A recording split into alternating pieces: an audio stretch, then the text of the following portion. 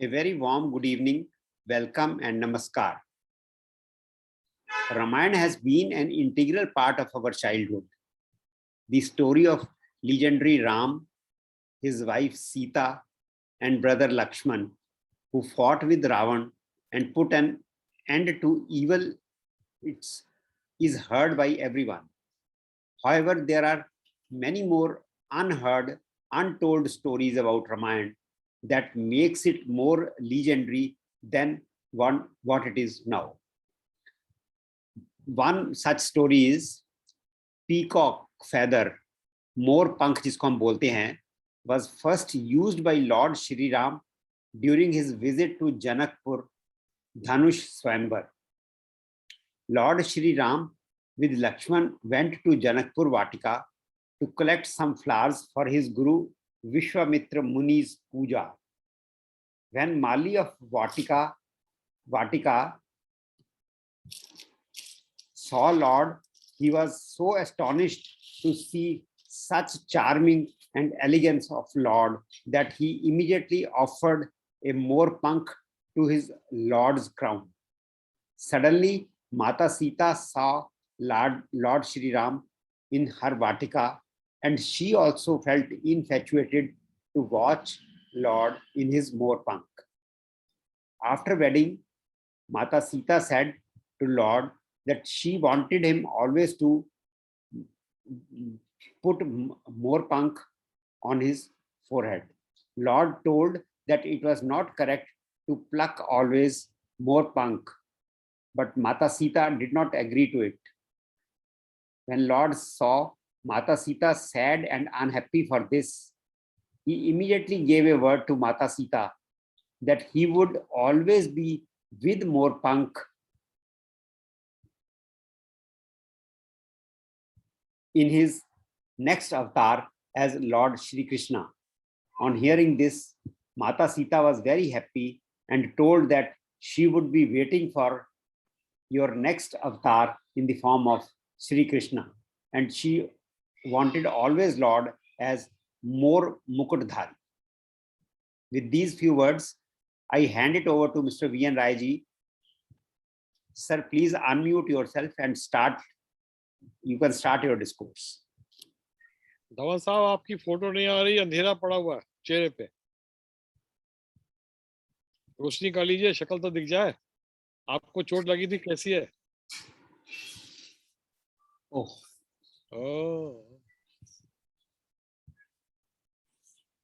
Rai sir please unmute करिए।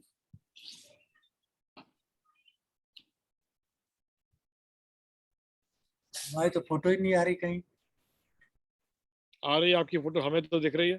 कहाँ पे दिख रही है? हाँ बिल्कुल, बिल्कुल दिख रही है। हम लोग देख पा रहे हैं सर आपको। मैं आपका दिग्दर्शन कर रहा हूँ। अच्छा, इसमें कहीं नहीं दिख रही। दोबारा एक बार दोबारा रीलॉक कर लीजिए। नहीं चलिए, आप देख रहे हैं तो ठीक है, क्या करना है। हाँ जी बिल्कुल ठीक है।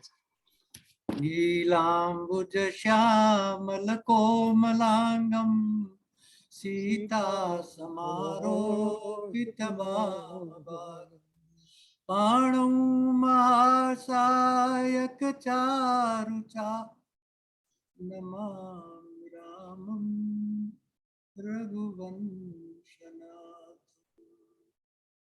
रविशि नगर की जय सब काजा हृदय राखी कौशलपुर गरल सुधारि पुकरे मिताई गोपद सिंधु अनल शीतलाई गरुण सुमेर रेणु समताई राम कृपा कर चितवा जाई।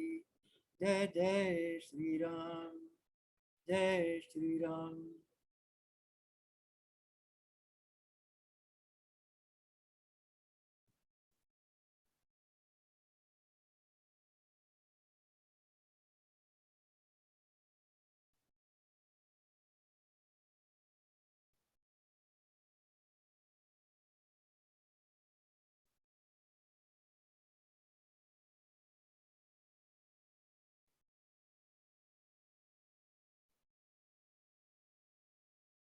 भामंगे च विभाषित भूधुरसुधा देवा पगा मस्तके भाले बाल विधुर गले च गरलम यशोर व्यालराट सो अयम भूति विभूषण सुरवर सर्वाधिप सर्वदा सर्व सर्वगतः शिव शशिनिभ श्री शंकर आत्मा। मतलब श्री सौराष्ट्रे सोमनाथम च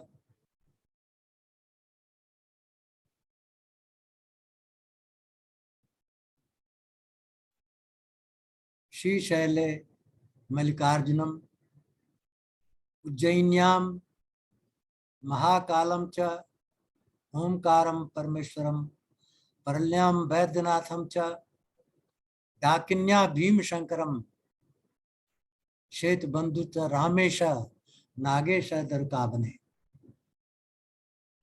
वाराणस्याम विश्वेशम त्र्यंबकम गोमती तटे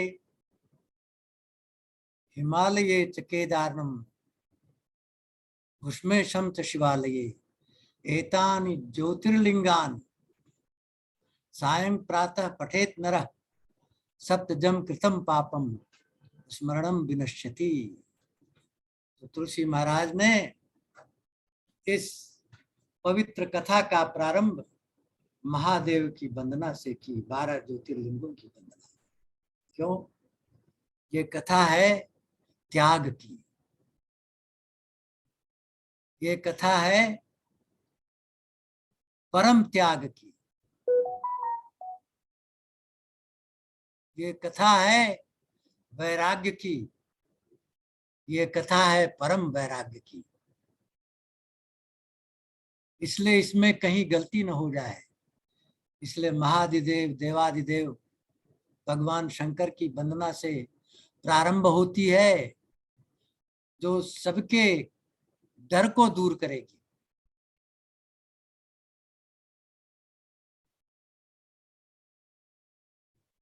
सबसे पहले डर किसको हुआ? देवों को। क्यों डर हुआ? जब भगवान की शादी होकर के अयोध्या आ गए और राजा दशरथ ने कहा कि उनको राजपाट दिया जाएगा, तो सबसे पहले डर हुआ देवताओं को। क्यों? क्योंकि भगवान तो आए हैं यदा यदा ही धर्मस्य ग्लानिर्भवति भारत। तो अगर आसन पर बैठ जाएंगे तो यदा यदा ही धर्मस्य कैसे होगा? जो चारों तरफ साम्राज्य आतंकवाद का फैला हुआ है, पूरब में बक्सर और दक्षिण में नासिक के पास, उसका अंत कैसे होगा अगर घर में बैठेंगे तो? इसलिए देवता लोग सरस्वती जी के पास गए, देवी आप ही कुछ करिए। देवी ने कहा तुम लोगों की आदत ही ऐसी है, ऊंच स्थान नीच करतूती, बड़े बड़े स्थानों पर बैठते हो और गंदी गंदी चीजें सोचते हो, ये सारा गंदा काम मेरे से करवाना चाहते हो। संसार क्या सोचेगा मेरे से? भगवान ने कहा सरस्वती जी फिक्र मत करिए, सब अच्छा होगा, जो होगा सब अच्छा होगा, आप अपना काम करिए। तो सरस्वती जी ने बड़ी चालाकी से अपना काम किया है, जिसका विस्तार पूर्वक वर्णन मैं आपको करूंगा कि कितनी चालाकी से सरस्वती जी ने अपना निभाया है। उसको जब तक आप गूढ़ तत्व नहीं जानेंगे रामचरितमानस का, समझ में नहीं आएगा। तो सरस्वती जी क्या करती हैं? मंथरा की बुद्धि फेरती है। सबसे पहले मंथरा की बुद्धि में प्रवेश कर जाती है। मंथरा देखती है चारों तरफ राज तिलक की तैयारियां हो रही हैं, उसके मन में बहुत सारी भयानक सपने दिखाई दे रहे हैं, बहुत सारी डर दिखाई दे रहे हैं। तो वो जाती है कैकेयी जी के पास। कैकेयी जी देखती हैं कि मंथरा बड़ी उदासी है, डरी हुई है। क्या बात है मंथरे? ऐसी शकल क्यों बनाई है तुम? कहीं लक्ष्मण ने तो नहीं कुछ कर दिया तुम्हारा दवाई? मंथरा ने कहा लक्ष्मण ने तो नहीं किया है।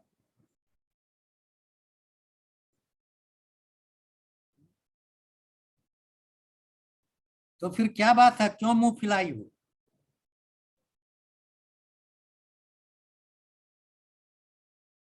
सबय रान कह सिकिन, कुशल राम महिपाल, लखन भरत शत्रुघ्न नहीं, सुनि मंथरा भई उरिसाल। जब कैकेयी जी ने सभय, भय सहित पूछा क्या कि बचाओ 5 लोग कुशल पूर्वक तो हैं। कौन 5 लोग? राम, चक्रवर्ती राजा दशरथ, लक्ष्मण, भरत और शत्रुघ्न, ये सब कुशल पूर्वक हैं कि नहीं है? क्यों ऐसा मुंह बना करके खड़ी हो? बस इनपुट मिल गया मंथरा को। क्या? मंथरा जो डरी हुई है उस डर को पासान करेगी कैकेयी को। कैसे पासान करेगी? अब रामचरितमानस में तो एक लाइन में पास कर दिया है, लेकिन उसके पीछे बहुत सारी कथाएं हैं पुराणों में। मंथरा ने कैकेयी जी से कहा, कद्रु बिनतहि दीन दुख, तुम्हें कौशिला देव, भरत बंद रही हैं, लखन राम के नेव। उसने कद्रु और बनिता की कहानी को याद दिलाई कैकेयी जी को कि जैसे कद्रु ने बनिता को दुख दिया था, उसके पुत्रों को भी दुख दिया था, उसी तरह तुमको दुख मिलने वाला है कौशल्या से। कौशल्या तुमको भी दुख देगी और तुम्हारे पुत्र को जेल में बंद कर देगी। अब आपको उत्सुकता होगी कि ये कद्रु और बनिता की कहानी क्या है। जब उसको समझ लेंगे तब ये मंथरा की बात समझ में आएगी, क्योंकि उसने और भी बहुत सारी कहानियां कही, लेकिन एक ही कहानी मैं आपको समझा देता हूं कि कद्रु और बनिता कौन थी। दक्ष प्रजापति की 62 पुत्रियां थीं। 13 पुत्रियों की शादी कश्यप ऋषि से कर दी और ये 13 बहनें बड़ी एक दूसरे से मिलजुल के रहती थी, जिसमें से 2 बहनें एक दूसरे से विशेष प्यार करती थी। उनका नाम था कद्रु और बनिता। हमेशा साथ रहती थी, खाना साथ में, पहनना साथ में, नहाना साथ में, सब कुछ साथ साथ होता था दोनों बहनों का। और इन दोनों बहनों ने कठिन तपस्या की कश्यप ऋषि की। तो कश्यप ऋषि ने कहा, इतनी तपस्या की है, वरदान मांगो। तो सबसे पहले कद्रु का नंबर आया। कद्रु ने कहा, हमें 1000 नाग चाहिए। 1000 नागों की मां बनना चाहती हूँ जो सबको खा जाएंगे दुनिया में। कश्यप ऋषि ने कहा, एवं मस्त। 1000 अंडे प्रकट हो गए। कद्रु इंतजार करती रही। 500 साल बाद अंडे फूटे, उनमें से 1000 नाग निकल गए। 1000 सांपों की माता बन गई। दूसरी बहन बनिता ने तपस्या की थी। ऋषि ने कहा, तुम भी वरदान मांगो।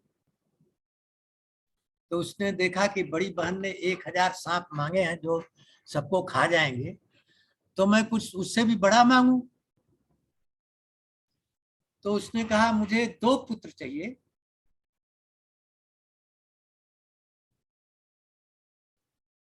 जो सबसे बलवान हो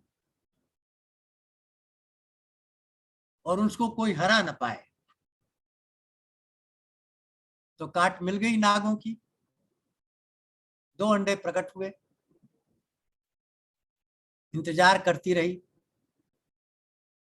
500 साल बीत गए, अंडे फूटे नहीं।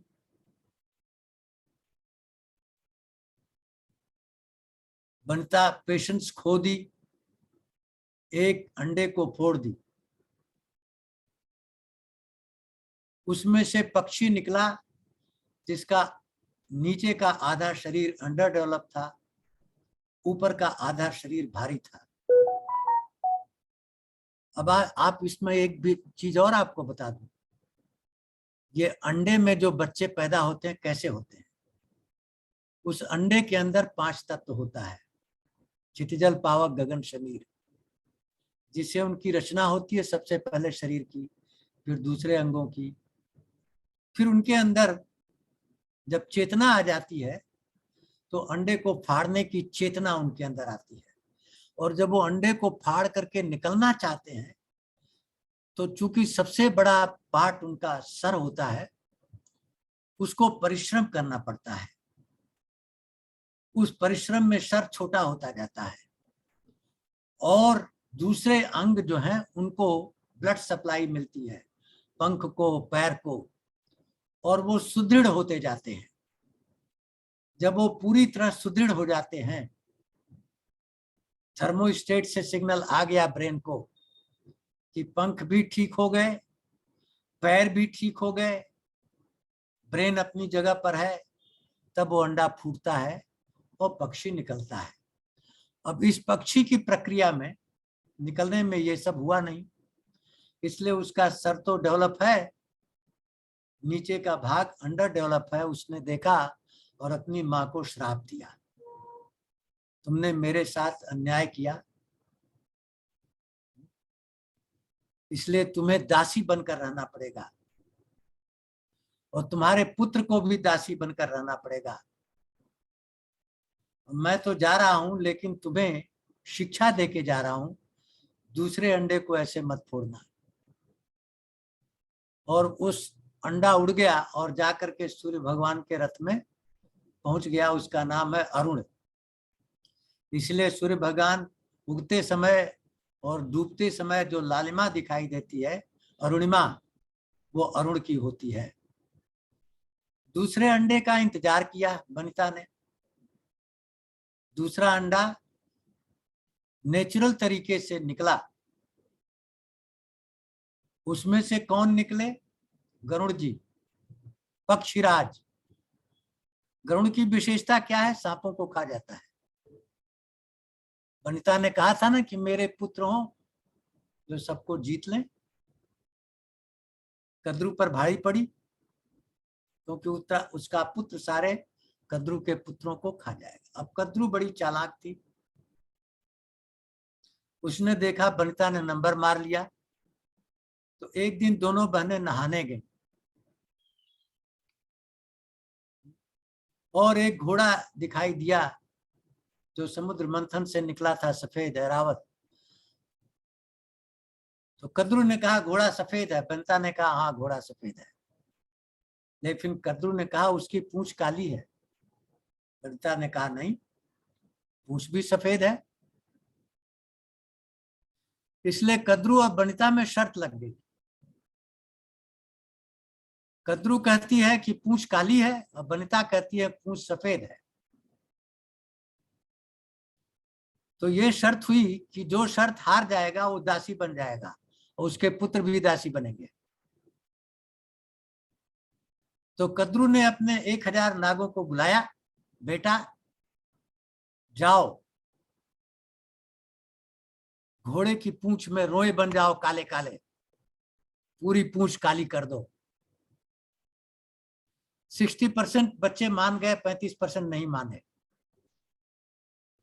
वो चले गए वहां, पूंछ जो है काली बन गई, उनको काली कर दिया। 35 को श्राप दिया कि जन्मेजय के यज्ञ में तुम्हारा नाश हो जाएगा।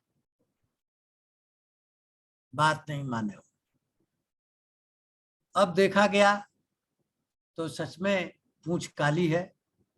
वनिता शर्त हार गई, इसलिए शर्त के अनुसार वनिता और उसके पुत्र गरुण दासी बन गए। किसके? कद्रू के। वही याद दिला रही है मंथरा। हाँ, कि जैसे कद्रू ने वनिता को दुख दिया, उसी तरह कौशल्या तुमको दुख देगी और तुमको जो है दासी बना देगी और तुम्हारे बच्चे को कारागार में डाल देगी। उसकी और कहानी है कि गरुड़ जी ने जाके बृहस्पति से पूछा ये अनर्थ हो गया, क्या होगा। उन्होंने उसका उपाय बताया। उपाय ये है कि जब भी आप एथिक्स की बात करते हो, धर्म की बात करते हो, मोरालिटी की बात करते हो, तो ये उसके लिए होती है जो खुद धर्म को पालन करता है, एथिक्स को पालन करता है, मोरालिटी को पालन करता है। जो पालन नहीं करता उसके लिए एथिक्स की जरूरत नहीं। इसका उदाहरण है महाभारत, जहाँ भगवान कृष्ण ने सबको छल से मरवाया है, अनएथिकल तरीके से, क्योंकि वो सारे अनएथिकल तरीके से काम कर रहे थे। तो इसको कहा गया कि तुम जाओ और बोलो कि देखो मैं तो उड़ के कहीं भी जा सकता हूं, इसलिए नाग देवता लोग तुमको मैं अमर कर दूंगा, अमरपुरी से अमृत लाऊंगा, लेकिन शर्त एक है कि उसके पहले तुम हमको और माँ को स्वतंत्र कर दो। सो दासीपना से स्वतंत्र हो गए। और जैसा कि महाभारत की कथा है कि गरुड़ जी ने उनको अमृत नहीं पिलाया, डिजर्व नहीं करते थे, खत्म हो गई कहानी। तो मंथरा याद दिला रही है कद्रू और वनिता की कथा कैसे को, और इसी तरह अनेक कथाएं याद दिला रही है पुराणों से कि अगर राम को गद्दी मिलेगी तो ये होगा, ये होगा, तुम्हारा सर्वनाश होगा। तो कहती है अब फिर करूं क्या। तो सिखाती है कि तुम्हारे 2 वरदान मांगने बाकी हैं। को भवन में जाओ और जब राजा आएंगे और राम की शपथ खाएंगे तभी वरदान मांगना, और उसके पहले नहीं मांगना, नहीं तो उलट जाएंगे।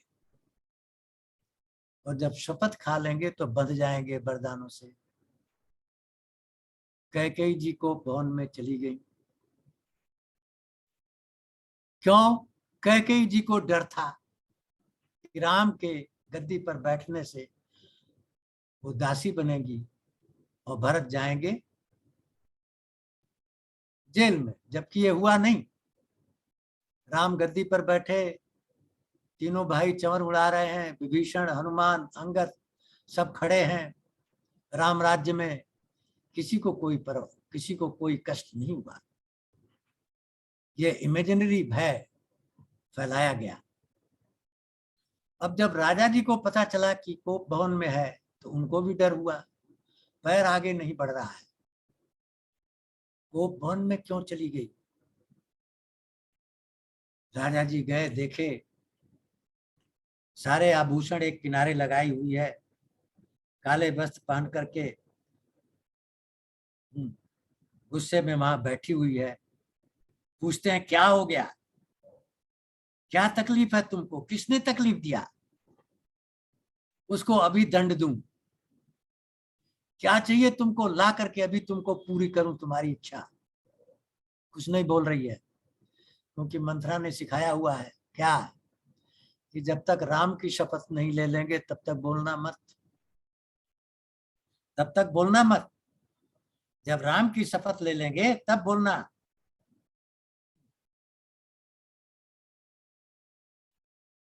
तो कोप भवन सुन सकते उराऊ, भय बस अगणों पर ही नहीं का, पांव नहीं पड़ रहा है। तब कहते हैं कि राम की सौगंध जो मांगो मैं दे दूंगा। बस काम बन गया। 2 वरदान मांग लिया।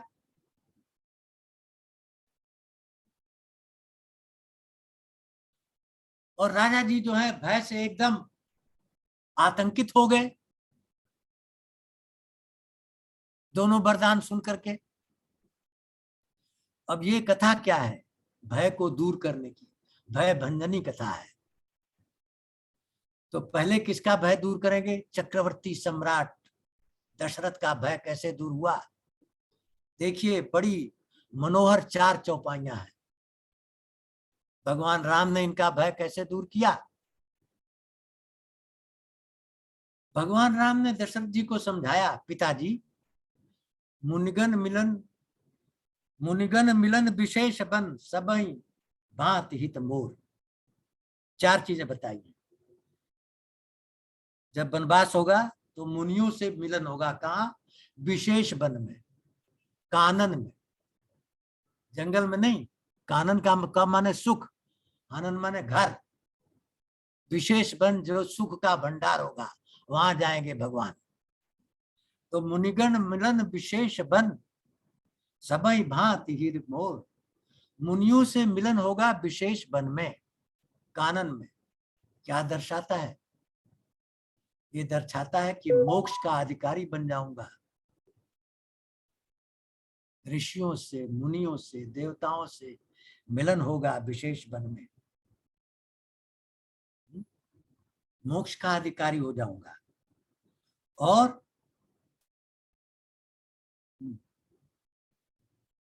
उसके बाद दूसरा क्या कहा? मुनियों से मिलेंगे और क्या होगा? तहिमा पितु आयुष बहुरी। और चूंकि आपने वनवास दिया है, आपकी आज्ञा है, तो पिता की आज्ञा क्या होती है? पुत्र का धर्म होता है पिता की आज्ञा का पालन करना। पुत्र शब्द दो अक्षर से बना, पू और त्र। पुत्र माने नरक और त्र माने त्रास।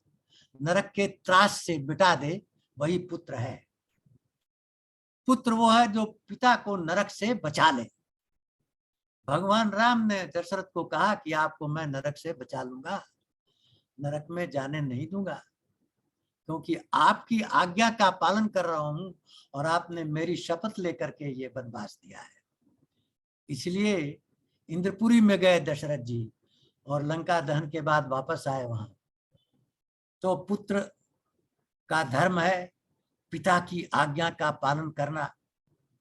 तहिमा पितु आयस बहुर। दूसरा, तीसरा, सम्मत जननी तोर। जो पुत्र पिता की आज्ञा का पालन करता है वो अपने धर्म का निर्वाह कर रहा है। आर्गुमेंट नहीं करना है पिता से, जो कहते हैं उसका पालन करना, यही धर्म है पुत्र का। और जो पुत्र माता की आज्ञा का पालन करता है, वाह वाह वाह, उसको क्या होता है? सारा अर्थ की प्राप्ति हो जाती है, सारी समृद्धि प्राप्त हो जाती है उस पुत्र को, जो मातृभक्त हो जाता है। तो कहा कि आपकी आज्ञा का मैंने पालन किया, पुत्र धर्म निभाया मैंने। माता कैकेयी की आज्ञा का पालन किया, सारा ऐश्वर्य मेरे कदमों में आएगा, सारी समृद्धि मेरे कदमों को छुएगी, सारी संपत्ति मिलेगी, बल मिलेगा, ऐश्वर्य मिलेगा, विद्या मिलेगी, ज्ञान मिलेगा, सब कुछ मिलेगा। यही गूढ़ संदेश है रामचरितमानस का। पकड़िए इसको। पिता की आज्ञा का पालन, माता की आज्ञा का पालन, मुनियों से मिलन मोक्ष देगा, पिता की आज्ञा का पालन धर्म देगा, माता की आज्ञा का पालन ऐश्वर्य देगा। और फिर क्या कहा? फिर कहा भरत प्राण प्रिय पावई राजू। भरत मेरे प्राणों से भी प्यारा है मुझे, मेरे प्राण से प्यारा भरत है मुझे। मैं प्राण दे दूंगा, भरत को निछावर नहीं करूंगा, उसको राजगद्दी मिलेगी। ये क्या है? ये काम है, ये मेरी कामना है। तो जब ये समझाया चक्रवर्ती राज दशरथ जी को, तो सांत्वना मिली, सांत्वना मिली चक्रवर्ती जी को।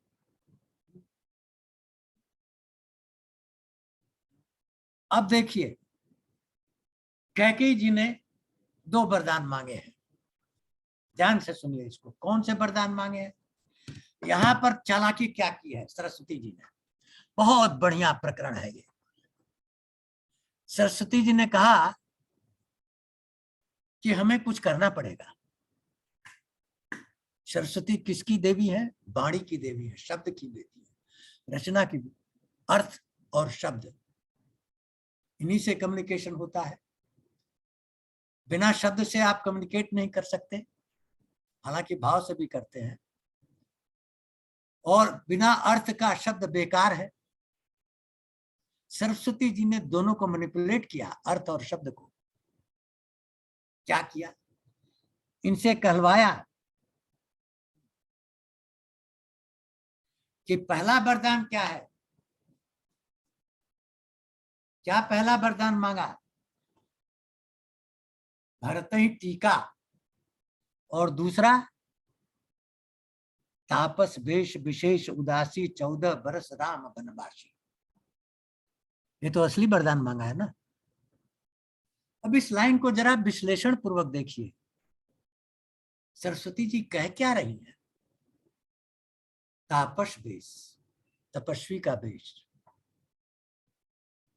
पहला शब्द है तापस, दूसरा वेश, और फिर आगे क्या? विशेष। विशेष का मतलब क्या है?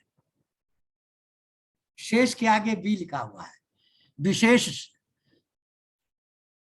विज्ञान पूर्वक शेष। तो शेष शब्द संस्कृत में 3 अर्थ बताता है। शेष के 3 अर्थ होते हैं। एक शेष का अर्थ है क्षीर सागर में शेष नाग की सैया पर भगवान विष्णु आराम कर रहे हैं।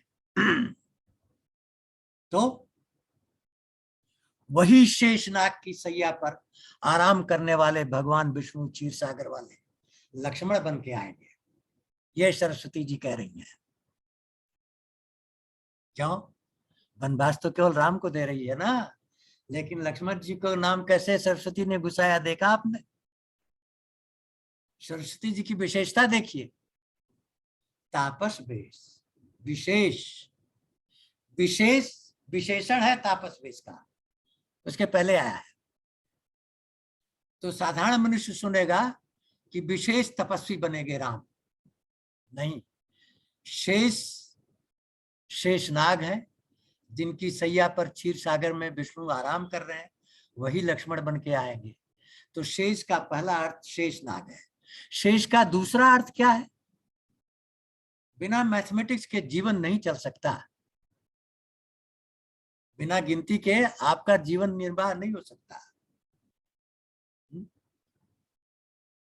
इसलिए शेष क्या है? जब आप गुणा भाग करते हो, 17 में 4 से भाग दोगे, 4 बार जाएगा 16 और 1 बच जाएगा, उस 1 को कहते हैं शेष, रिमाइंडर। तो दूसरा है रिमाइंडर, शेष जो कटे नहीं। तो लक्ष्मण जी परशुराम जी के फावड़े से कट नहीं पाए। परशुराम जी को आश्चर्य हुआ कि फावड़ा उठ ही नहीं रहा है और ये बोले जा रहा है, मैं इसको काटना चाहता हूं और ये फावड़ा मेरे हाथ से उठ नहीं रहा है। तो ये शेष है, ये कटने वाले नहीं है किसी से। दूसरी मीनिंग। और तीसरी मीनिंग शेष का होता है सेवक, विशेष, विशेष सेवक। राम के उत्कृष्ट सेवक के रूप में लक्ष्मण आएंगे। तो सरस्वती जी ने क्या कह दिया कि लक्ष्मण भी जाएंगे राम के साथ, विशेष शब्द यूज करके। आपस वेश विशेष। अब उसके आगे उदासी। उ का मतलब होता है उत्कृष्ट, सर्वश्रेष्ठ, और दासी का मतलब होता है दासी। तो सर्वश्रेष्ठ एक दासी भी जाएगी।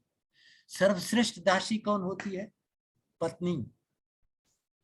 पत्नी से महान श्रेष्ठ दासी दुनिया में कोई नहीं हो सकता। पति के लिए पत्नी जैसा दासी दुनिया में और कोई नहीं है। उत्कृष्ट, उत्तम कोट की दासी वो कौन होगी? सीता जी। इसलिए जानकी जी ने कह दिया लक्ष्मण भी जाएंगे, सीता भी जाएंगी। तापस वेश विशेष उदासी 14 बरस राम बनवासी। 14 बरस तक राम में बनवासी रहेंगे, तो उनके साथ लक्ष्मण और सीता भी रहेंगे। हाँ, देखा क्या किया सरस्वती जी ने? उत्कृष्ट दासी और विशेष दास दोनों को लगा दिया भगवान के साथ।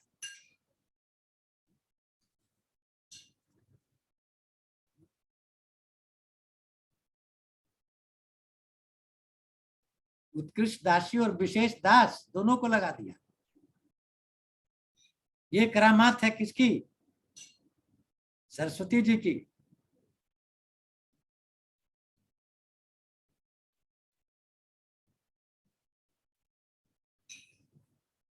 तो लक्ष्मण जी का भी भय दूर हो गया, सीता जी का भी भय दूर हो गया, दशरथ जी का भी भय दूर हो गया।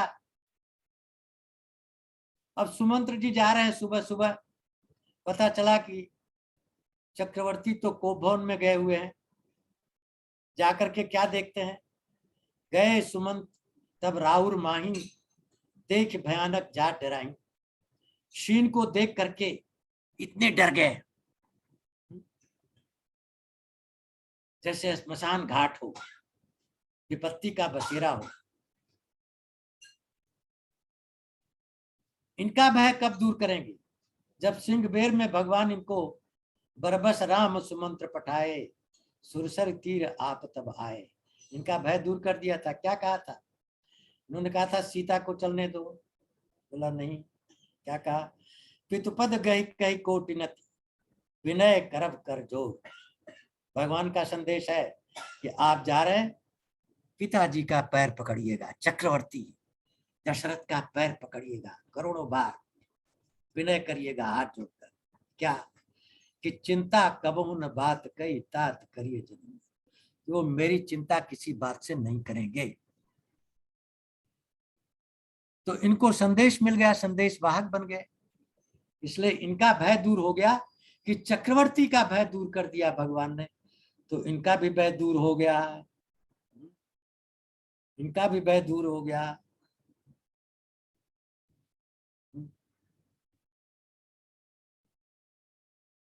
अब भगवान जा रहे हैं कौशल्या जी के पास, क्योंकि दशरथ जी को समझा दिया कि वन में जाना जो है 4 तरह से फायदेमंद है।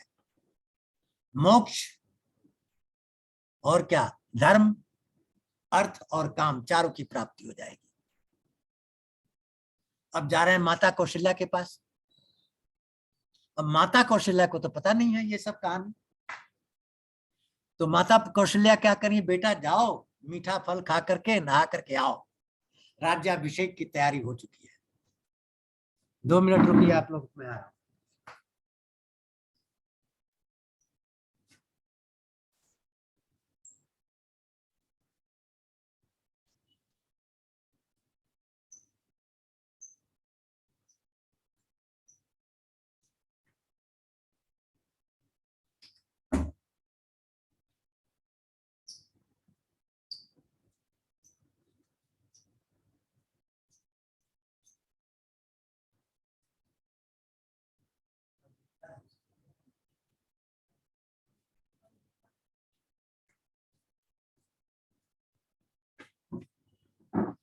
अब चूंकि कौशल्या जी को तो ये सारी कहानी कथा नहीं है कि कोप भवन में क्या हुआ है, तो उन्होंने राम जी से कहा कि जाओ नहा करके आओ, मीठा फल खाओ और तैयार हो जाओ।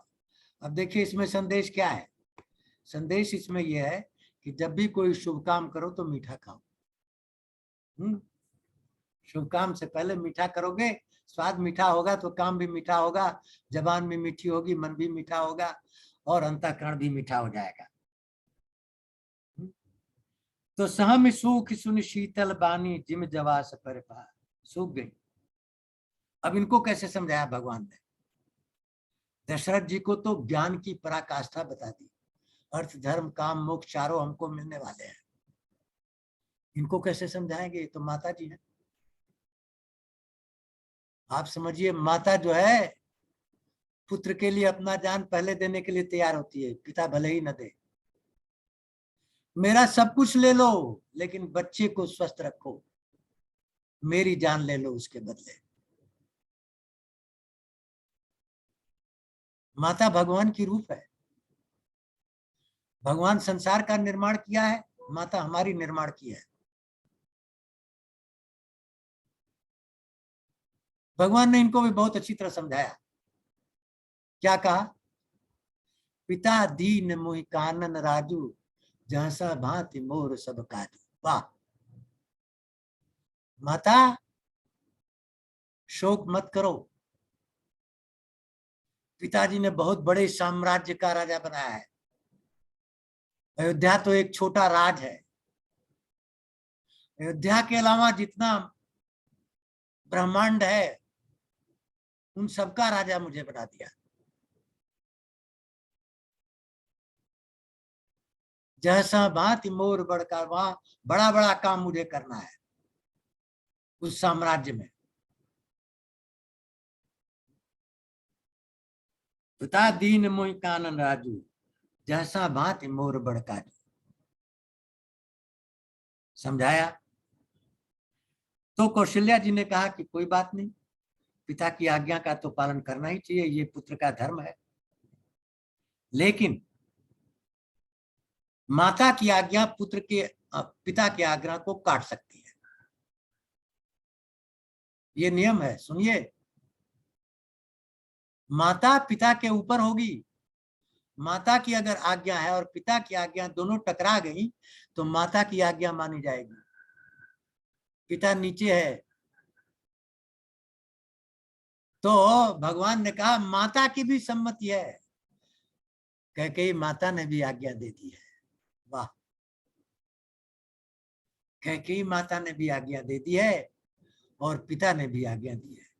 तब कौशल्या जी ने कहा कि अगर माता पिता दोनों की आज्ञा है तो कानन, ये जो कानन है ये तुम्हें स्वर्ग है, वहीं तुम्हारा काम है।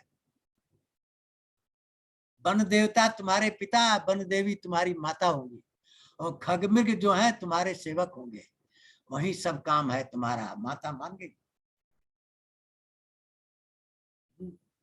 तब अयोध्या में तुम्हारा कोई काम नहीं, क्योंकि माता पिता दोनों की आज्ञा है। पिता की भी आज्ञा है, माता की भी आज्ञा है।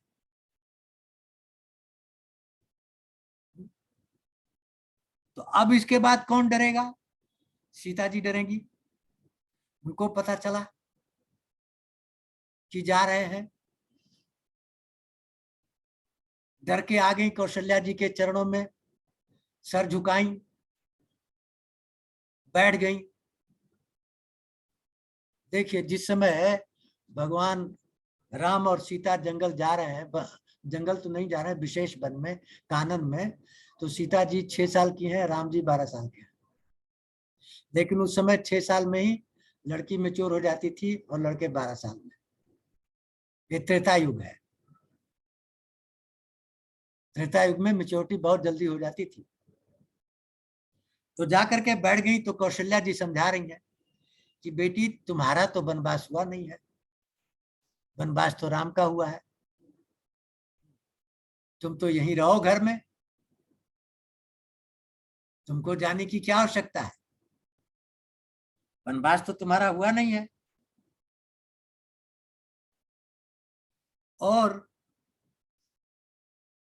बहू का धर्म होता है सास ससुर की सेवा करना, परम धर्म। जो बहू सास ससुर की सेवा नहीं कर रही है, अपना धर्म नहीं निभा रही है। जब तक माँ बाप के घर रहती है, माँ बाप की सेवा। जब पति के घर आ गई तो सास ससुर ही माँ बाप है, उनकी सेवा परम धर्म है। इसलिए धर्म निभाओ।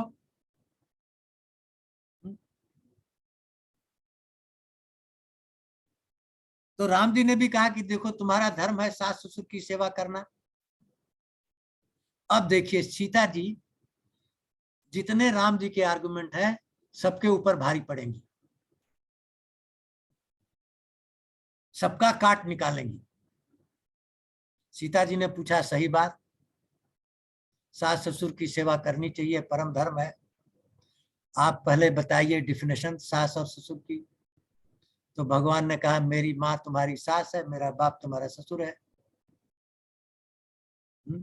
तो बोला, जब आप माता जी के पास गए थे, कौशल्या जी के पास, और उनका भय दूर कर दिए, तो कौशल्या जी ने क्या कहा?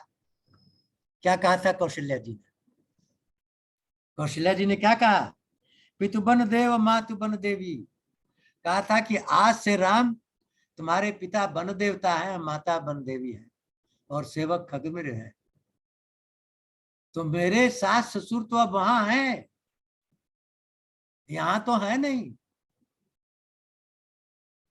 तो मैं तो वही करने जा रहा हूं। पितु बनदेव, आपके पिता बनदेव हैं और मेरे ससुर, और माँ तो बनदेवी, आपकी माता बनदेवी है। किसने कहा? कौशल्या जी ने। तो मैं वही तो धर्म निभाने जा रही हूँ। देखा? फिर राम जी ने दूसरा आर्गुमेंट दिया। क्या? सीता जी जब से आई हैं पलंग पर ही रही है, जमीन पर नहीं चली है। तो राम जी ने कहा जंगल में कांटे होंगे, पत्थर होंगे, कंकड़ होंगे, कैसे चलोगी? तुम्हारे बस का है नहीं। कुशकन टकमग काकर नाना, चलप पे आदे बिन पत्राना, और पैर में कुछ जूते भी नहीं होंगे, कैसे चलोगी? बहुत बढ़िया उत्तर दिया। सीता जी कौन है? इनकी माँ कौन है? धरती माता से प्रकट हुई है। हाँ, तो ये कांटे कहाँ से निकलते हैं? धरती माता से। तो वो भी धरती माता से निकली है, कांटे भी निकले हैं। तो कहते हैं कांटे तो मेरे भैया हैं।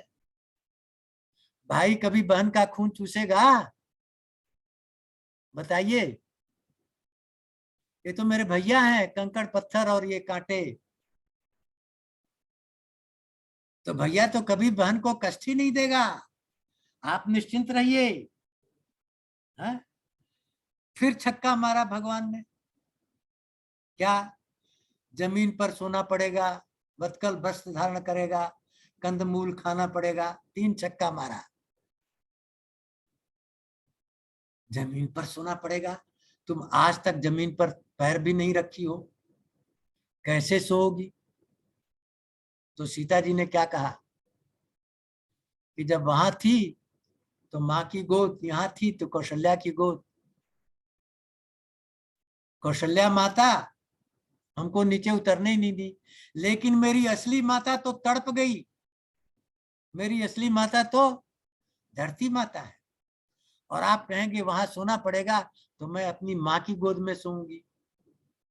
इतने साल बाद कितना आनंद आएगा माँ की गोद में सोने का।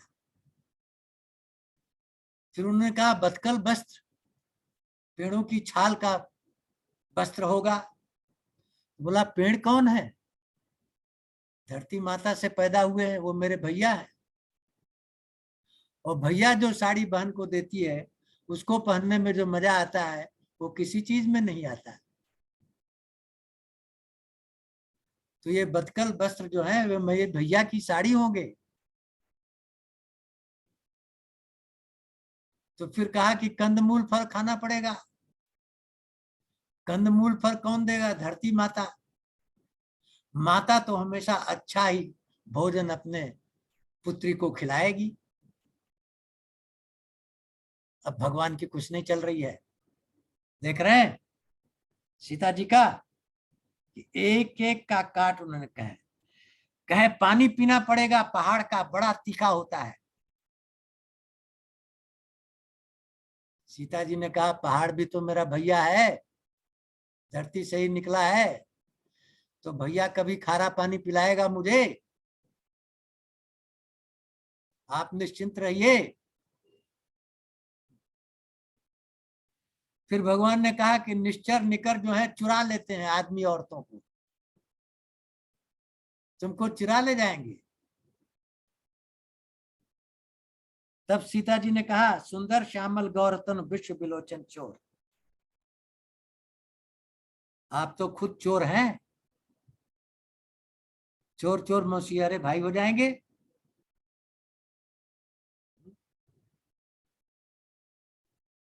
और सिंह की गर्जना होगी, डर जाओगी। तब सीता जी ने क्या उत्तर दिया? आपको याद है जब आप धनुष तोड़ने के लिए खड़े हुए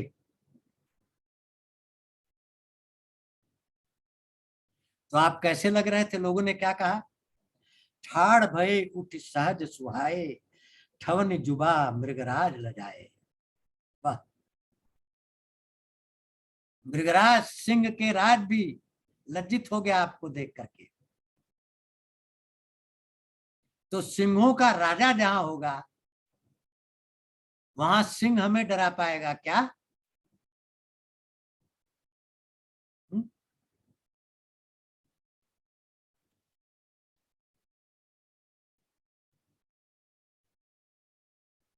फिर उन्होंने कहा देखो तुम कभी चली नहीं हो, रास्ते में थक जाओगी, बहुत चलना पड़ेगा। सीता जी ने याद दिलाया कि आप फुलवारी में आए थे। हाँ आए थे। किसके साथ आए थे? लक्ष्मण के साथ। मैं भी आई थी।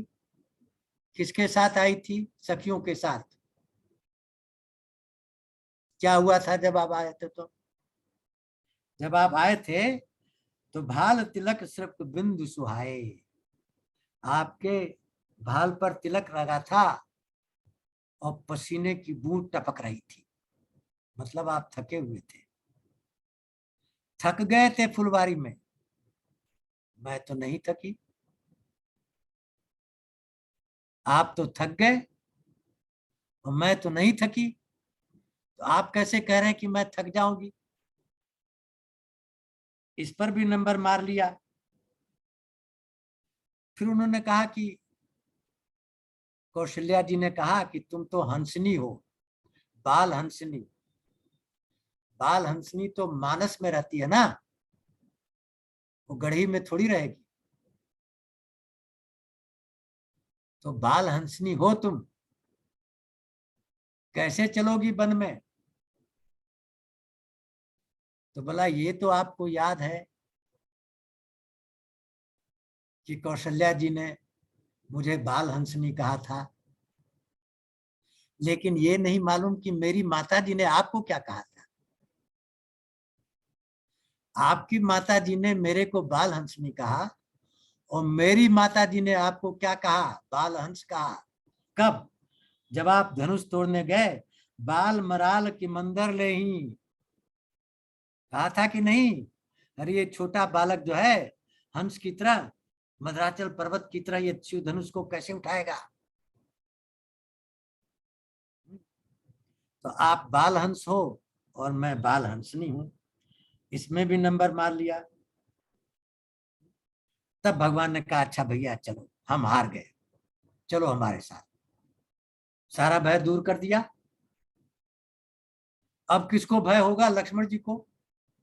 सुने कहीं कि राम जी जा रहे हैं,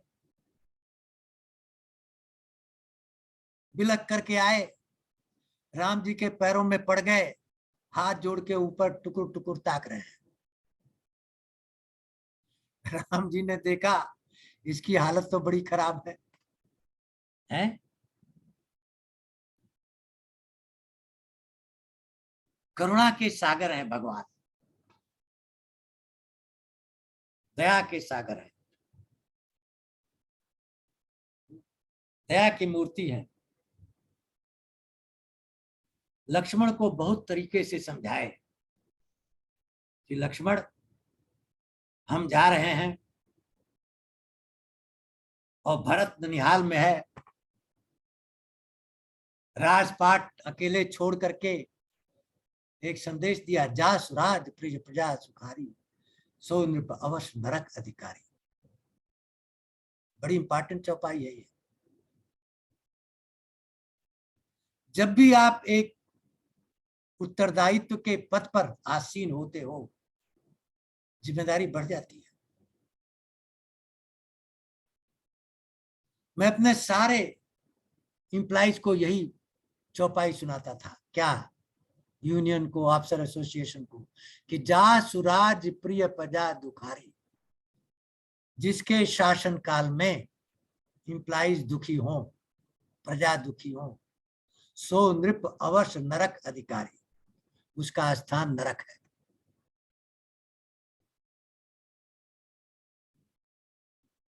लेकिन लक्ष्मण भैया तो समझने वाले नहीं है।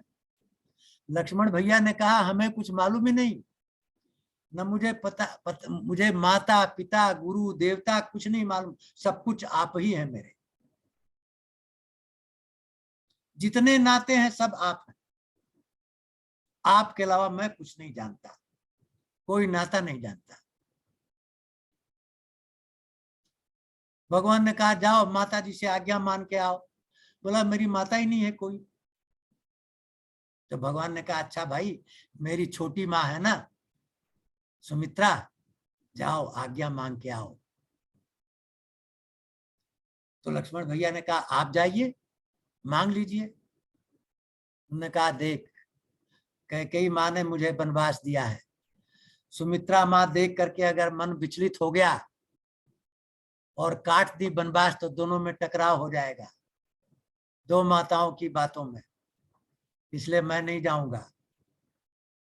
तुम जाके कहना कि भैया अपनी माता के पास भेजे हैं।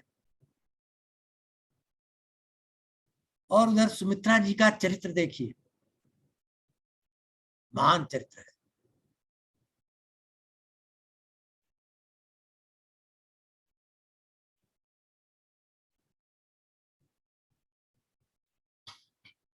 पुत्रवती जुवती जग जेही, रघुपति भगत जासु सुध होई। लक्ष्मण से कहा कि वही स्त्री पुत्रवती है, वही असली स्त्री है जिसका बच्चा राम का भक्त हो।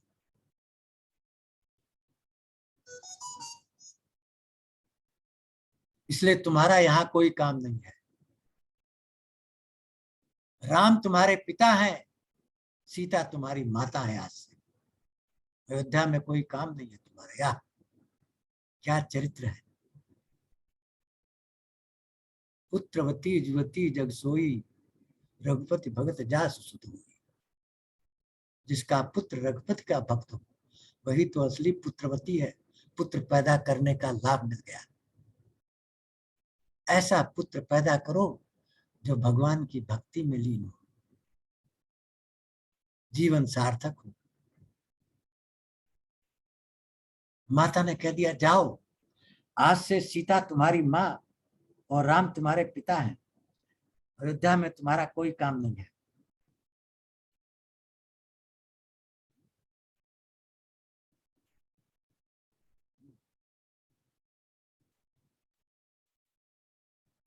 अब जाते हैं उर्मिला के पास, उसको भी डर लग रहा है।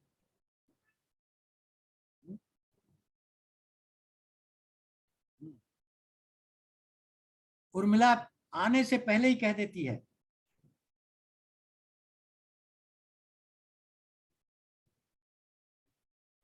कि मेरी तरफ से चले जाओ।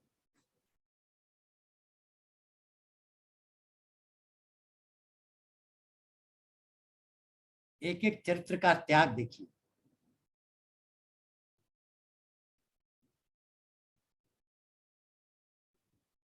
अब ये लोग बदकल वस्त्र पहन के दशरथ जी के पास आते हैं, विदा लेते हैं और इनके साथ पूरे अयोध्या वासी चल देते हैं। पूरे अयोध्या वासी चल देते हैं।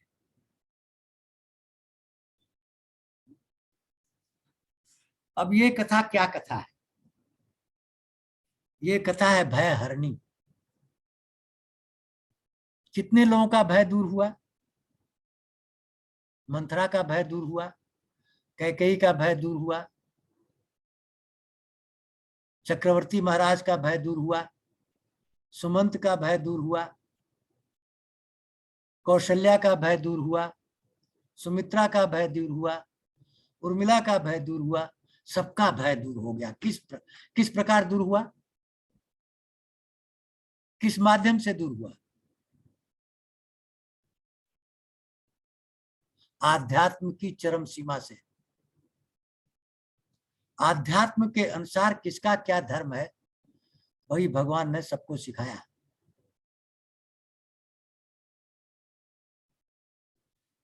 और सबने भगवान की कही क्यों मानी? क्योंकि भगवान ने कुछ उसको इम्प्लीमेंट किया, पिता की आज्ञा को सिरोधार किया। माता की आज्ञा को सिरोधार्य किया और एक एक का भय दूर किया। उदाहरण दे करके क्या शिक्षा मिलती है कि अगर तुम कुछ किसी को बदलना चाहते हो, अगर तुम किसी को कुछ कन्विंस करना चाहते हो, हाँ, और कुछ बनाना चाहते हो, तो पहले खुद वही बनो। भाषण इंपॉर्टेंट नहीं है, व्यवहार इंपॉर्टेंट है, कर्तव्य इंपॉर्टेंट है। भगवान राम ने कर्तव्य किया, व्यवहार किया, उसकी छाप सबके ऊपर पड़ी। उस व्यवहार के माध्यम से सबका भय दूर हो गया। सबने मान लिया कि ये अच्छा काम हो रहा। क्यों? क्योंकि जब भगवान जाएंगे कानन में, तभी तो राक्षसों का संहार होगा, आतताइयों का संहार होगा, तभी तो संतों की रक्षा होगी, मुनियों की रक्षा होगी, तभी तो धर्म की स्थापना होगी। धर्म जो जंगल में चला गया है, अधर्म जो जंगल से शहर में आ गया है, अधर्म को वापस भेजा जाएगा और धर्म को वापस बुलाया जाएगा। तभी तो यदा यदा ही धर्मस्य, जब जब हो ही धर्म की हानि, बाढ़े असुर अधम अभिमानी, तब तब प्रभु धरि मनुष्य शरीरा, हरे सकल सज्जन भव पीरा। वाह! भगवान किस लिए आए? इन तीन कामों को करने के लिए आए। कैसे आए? अपनी रचना खुद की है, 24 तत्वों से नहीं बने हैं। विगत विकार, सभी विकारों से रहित हैं, क्योंकि ये 24 जिससे हम बने हैं सब विकार सहित हैं। 5 स्थूल तत्व, 5 तन मात्राएं, 5 कर्मेंद्रियां, 5 ज्ञानेंद्रियां, 4 सूक्ष्म तत्व, 24 के 24 विकार से भरे हैं। वंचित बुद्धि अहंकार, भगवान इनसे परे है।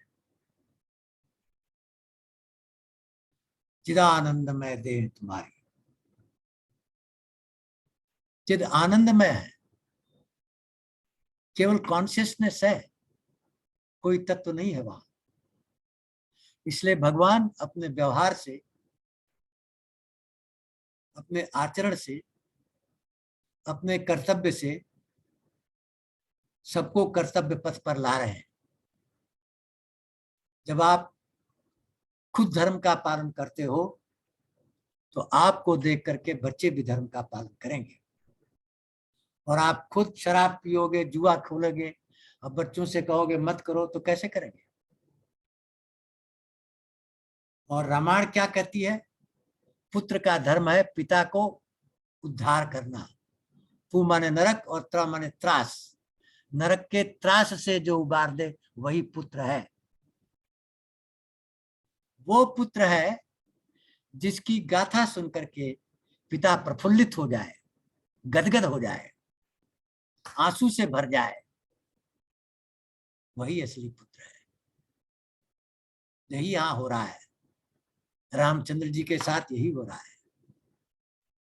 ये पुत्र है जिससे जाते ही एक क्षण में अपना शरीर त्याग गए।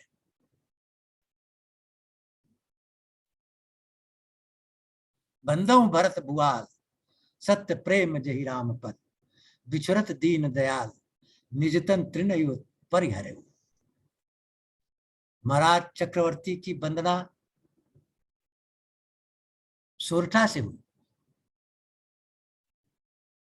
सत्य प्रेम जहि राम पद, राम के पैरों में इतना सच्चा प्रेम है कि बिछुरत दीन दयाल, जैसे ही बिछुड़ गए, निज तन तृण इव परिहर, अपने शरीर को तिनके की तरफ त्याग दिया। राम वनगमन के बाद दशरथ ने अपना शरीर त्याग दिया।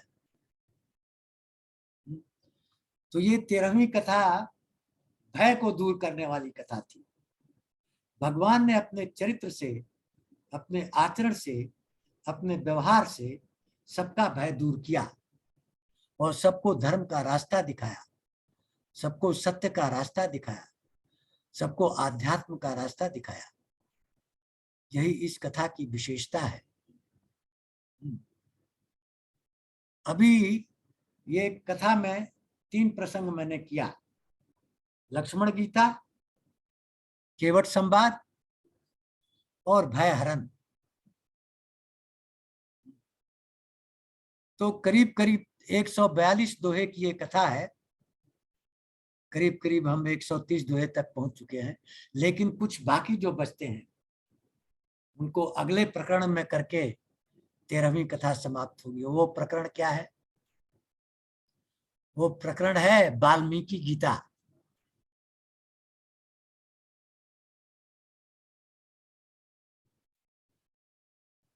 जो अगली बार कहा जाएगा। और आज मैं अपनी वाणी को यहीं विराम देता हूं। आज की कथा यहीं समाप्त होती है।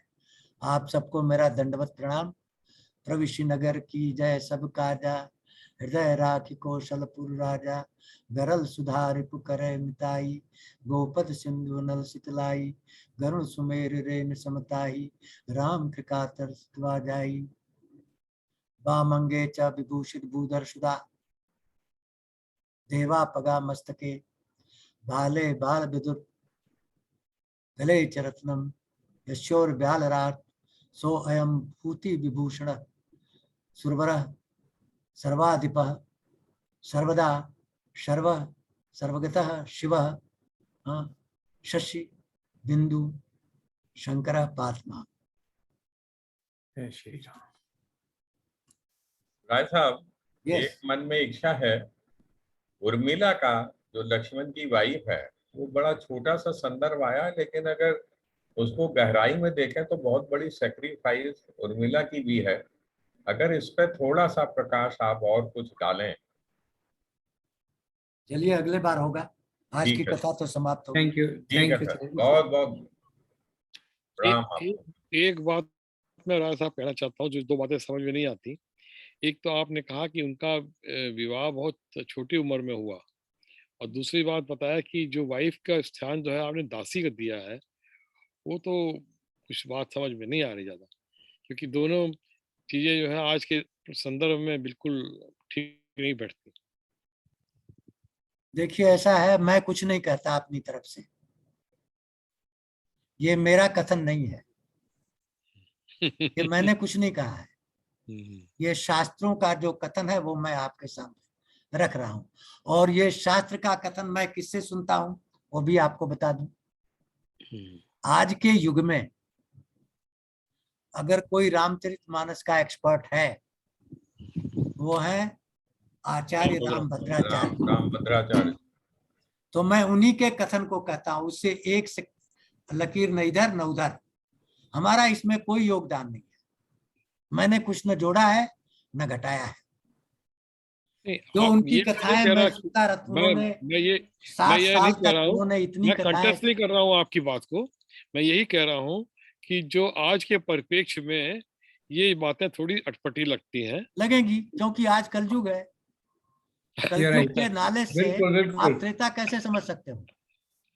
नहीं, आप प्राइमरी दासी का स्कूल के ज्ञान से मुझे मेरे पीएचडी हिसाब कैसे से प्राप्त तो कर सकते हो? मेरे हिसाब से तो अब धर्मपत्नी को हमेशा बराबर का दर्जा दिया गया है। नहीं, वो आपका हिसाब है ना, दासी दर्जा कभी नहीं दिया वो गया। आपका हिसाब है, आप अपने हमारे पास रखिए। सनातन धर्म में कभी दासी नहीं लेकिन बता। लेकिन धर्म का जो है, जो शास्त्रों में लिखा गया है, जिसका मैंने उदाहरण दिया, जो रामचरितमानस में जो रामभद्राचार्य जी ने कहा कि संस्कृत में शेष के 3 अर्थ होते हैं। उन्होंने बहुत सारे उदाहरण दिए, मैंने तो केवल 3 ही उदाहरण दिया है। उन्होंने बहुत सारे उदाहरण दिए, मैंने मोटा मोटी 3 ही कहा है। और भी बहुत सारी चीजें उन्होंने कही हैं। तो मैं जो कुछ भी कहता हूं उन्हीं के सुनी हुई बात कहता हूं, और उसमें मुझे पूरा विश्वास है। हमें रंचित मात्र भी डाउट नहीं है। क्यों? क्योंकि जो आदमी जन्म से अंधा है वो सारे शास्त्रों को जानता है। जिसने सुप्रीम कोर्ट के मुस्लिम जज को ये कहना पड़ा कि आज मुझे भगवान में विश्वास हो गया, कि जो आदमी जन्म से अंधा है वो वेद के वाक्यों को बता रहा है कि कहाँ लिखा है अयोध्या का कोऑर्डिनेट कहाँ है। आज विश्वास हो गया। तो मैं उस संत की बात कर रहा हूँ नहीं, जो मैं बचपन से ही उस जो बात 5 को आप साल की उम्र में किनारे उस बात को आप रामचरितमानस किनारे को कर कर दीजिए। अगर आज की स्थिति देखी जाए तो अगर आप दासी छोड़ का दीजिए रूप आज में की आप स्थिति, छोड़िए, दासी के रूप में अगर आप नहीं धर्मपत्नी को सुनिए, देखेंगे। देखिए ऐसा जी। है कि जब कथा समाप्त हो जाती है तो उसके बाद कुछ नहीं करना चाहिए, अपने तक रहिए और जाकर के रिसर्च करिए। हमने चलिए, अपनी ठीक तरफ है। से कुछ नहीं किया है, हमने जो कुछ कहा है रामभद्राचार्य जी का कथन कहा है, वो तो अथॉरिटी है इस पे। हैं? न कुछ जोड़ा है न कुछ घटाया है, एक एक शब्द मेरे हुए उनके प्रमाण है, मैं दिखा सकता हूं कहाँ कहा है उन्होंने, किस कथा में कहा है, कब कहा है, क्योंकि मैं उनकी कथाओं को सुनता हूं बड़े ध्यान से और लगातार चलती रहती है पूरे साल। कम से कम नहीं तो 600 बार उन्होंने रामचरितमानस पूरा कहा होगा कथा, 1-2 बार नहीं। वो तो अथॉरिटी है और इसके ऊपर। जितना उन्होंने अध्ययन किया है, जितना उन्होंने कुनन किया है, मनन किया है, मंथन किया है, हाँ, इस संसार में कोई पैदा नहीं हुआ है। अगर उनसे ज्यादा कोई जानता है तो तुलसीदास ही जानते हैं। Good good. चलो, कोई बात नहीं। अब कलयुग के दिमाग से हम त्रेता युग की चीजें समझने की कोशिश करेंगे तो कठिनाई तो आएगी।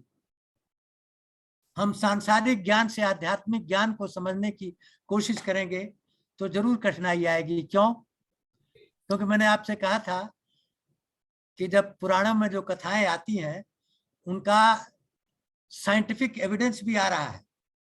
जैसे कहा था कि 27 औरतें थी चंद्रमा की और रोहिणी को ज्यादा प्यार करता था, 10 ने श्राप दे दिया तुम चीड़ हो जाओगे।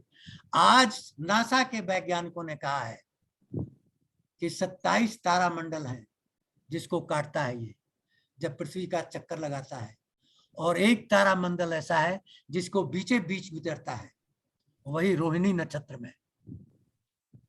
तो जो आध्यात्म कहती है साइंस उसको करबरेट कर रहा है। आज नासा कह रहा है कि ब्रह्मांड का जो विस्तार हो रहा है उससे आवाज निकल रही है, वो आवाज है ओम की, जिसको पकड़ा है उन्होंने। तो हमारे ऋषि मुनि जहां तक पहुंच चुके थे अभी साइंस को पहुंचना है वहां। अगर आप ये बात सच है देखिए हम तो फिर आपसे तो आर्गुमेंट नहीं फिर करना तो चाहते।